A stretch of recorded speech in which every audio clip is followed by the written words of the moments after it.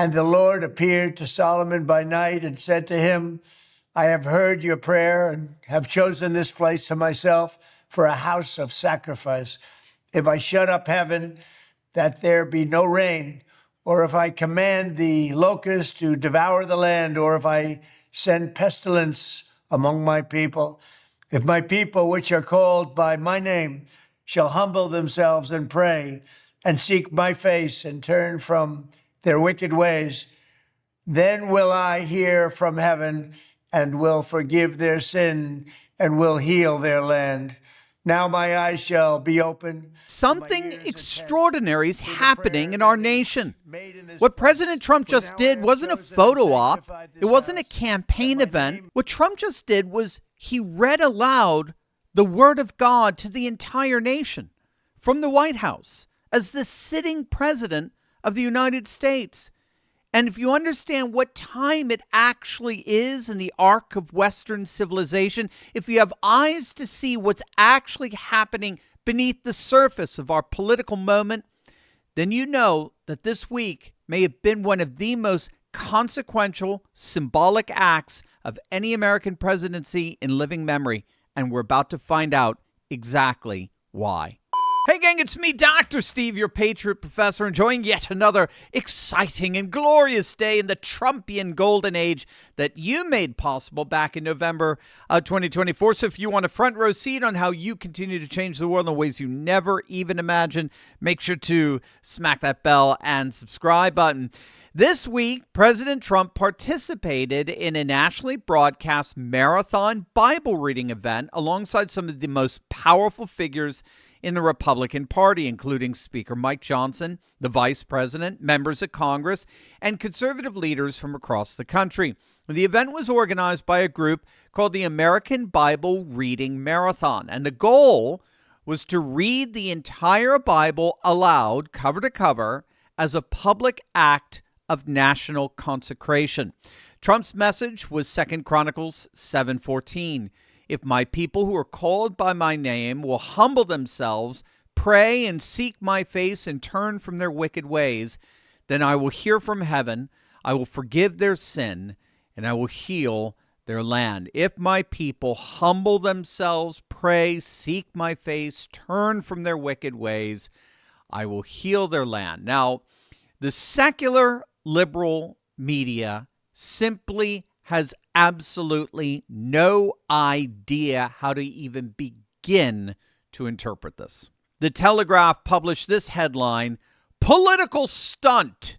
Critics slam Trump's reading of a Bible passage 1 week after posting AI image of himself as Jesus." The borderline illiterates over at USA Today went with this headline, "Trump slammed the Pope, depicted himself as Jesus, then he read the Bible." So let me get this straight, USA Today. He slammed the Pope, he posted a meme, and then he read his Bible. That sounds like a typical day for about 90% of Protestants, okay? But the winner for the trashiest headline goes once again to the British Guardian, a paper that is an insult to toilet paper. With his Bible readings, Trump is doubling down on his God complex. Somehow evangelical Christians are buying it. You got to wonder if anyone will be weeping when Britain finally collapses from the weight of its own idiocy. And of course, what would a Bible reading event in the White House be without the usual freak out over the rise of Christian nationalism? All as Islamic Democrats are taking over our nation's cities. Forget about that. But alas, all of these headlines, every single one of these cynical cesspools, completely miss what is actually happening in our nation and indeed around the world. Because here's what the legacy media does not understand. Here's what they cannot understand and will not understand until it's far too late for them to catch up. We're not living in 1965. We're not living in 1985. We're not even living in 2005. The framework that the American secular press has used to interpret the relationship between faith and public life, the framework built on the assumption that modernity means secularization, that progress means the retreat of religion from the public square, that educated and sophisticated people have moved beyond such superstitions, that secular framework is not just wrong. It is literally the intellectual equivalent of a doctor still prescribing leeches and bloodletting. It belongs in a museum. They, ironically, the secular media, they are the ones completely out of touch with what's really happening in the world. As we speak, the world is going through a religious renewal, the likes of which we've simply never seen. Pentecostalism is the fastest growing religious movement in human history. It's exploding across Latin America, Sub-Saharan Africa, Southeast Asia, and the global South at a rate that has no modern parallel. More Muslims are attending mosque than ever before. Orthodox Christianity is experiencing a renaissance in Russia, Eastern Europe, and parts of the former Soviet bloc that would have been unimaginable just 30 years ago. China is going through a Confucian revival led by President Xi, while India is going through a massive Hindu nationalist renewal led by Prime Minister Modi and the BJP, the Bharatiya Janata Party. Christianity in Africa alone is growing faster than their population growth, which is the fastest growing population in the world, by the way, indicating massive numbers of conversions. More Catholics are attending Mass worldwide than ever before. We could go on and on and on. Rodney Stark, the late sociologist at Baylor University, has argued that we are in the midst of the greatest religious renewal the world has ever seen. So what's happening here, and how does it relate to what just happened in our nation's capital from the Oval Office itself? That's exactly what we're about to find out, and it's going to absolutely blow your mind. But first, gang, I want you to stop what you're doing right now and go to turleytraining.com, because we're living through a time when a lot of people are beginning to realize something very important. The old economic system, the one that told you to work harder, grind longer, and depend on institutions that frankly don't have your best interests in mind, is starting to finally break down. You see it everywhere: inflation, instability, and a growing sense that the system is increasingly designed for the benefit of a very small group at the top. And whenever we see moments like this historically, something interesting happens. Ordinary people begin looking for ways to create independence from the system rather than depend on it. And that's why I want to invite you to a free training with someone I know personally, a good friend of mine named Ryan.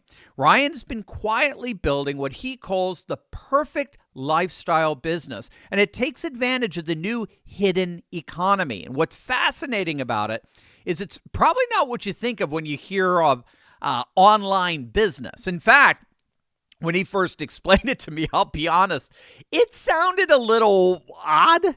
But then he showed me the results, and I immediately got excited because it's working so well right now in 2026, and it makes total sense.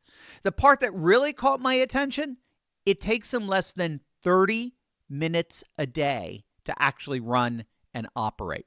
I kid you not, 30 minutes. And the best part is it's so different from a lot of other online businesses out there because there's no advertising to run.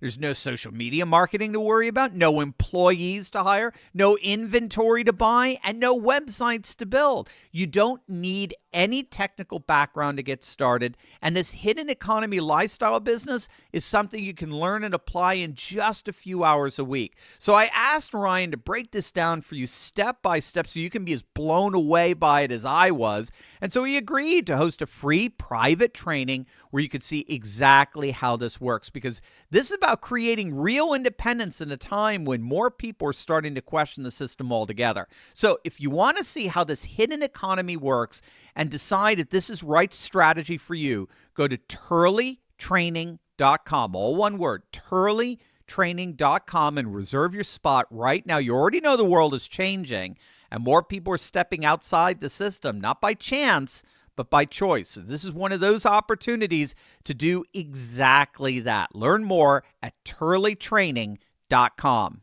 What we just saw from the White House is the rise of what scholars call theopolitics, the reemergence of religion as the primary organizing logic of civilizational identity and political mobilization. And it's not a temporary blip. It's not a backlash that'll recede if the left ever gets back to power. It's a structural transformation of the deepest order, a civilizational tidal wave that's just now beginning to make landfall on the shores of American public life. Now, ironically, what's largely driving this structural shift, this extraordinary return of religion, is demographics. So bottom line, secular liberals have largely stopped having children, all the while religious conservatives are having more children than ever. The data is absolutely unambiguous. Secularists and the religiously unaffiliated, the so-called nuns, as researchers have been calling them, they have the lowest fertility rates of any identifiable demographic group in the developed world. In the United States, white secular progressives are reproducing at rates far below the replacement level of 2.1. They're around 1.6 children per woman. In some subgroups, it's as low as 1.3. Meanwhile, theologically committed evangelicals, traditional Catholics, Mormons, Orthodox Jews, they're all reproducing at or above replacement level. And globally, the most religiously devout populations, Pentecostal Africa, Muslim South Asia, Orthodox Christianity in Eastern Europe, they're among the fastest growing demographics on the planet. This is the deepest driver of the theopolitical wave, deeper than Trump, deeper than any single election or cultural moment. The secular liberal order is not being defeated in the most literal biological sense imaginable. It's simply not being born. It's literally not reproducing. And the civilization that is being born, that is radically reproducing, in the pews, in the large families, in the homeschool co-ops, in the parish halls, that civilization is arriving, whether the legacy media covers it or not, whether they understand it or not, whether they greet it with ridiculous, cynical headlines or not. And what this demographic shift is doing is it's organically revealing what political order actually is at its core. There's a concept in political theology, going back through a number of theorists like Carl Schmitt and Eric Voegelin, that every political order is at its deepest level a theological order.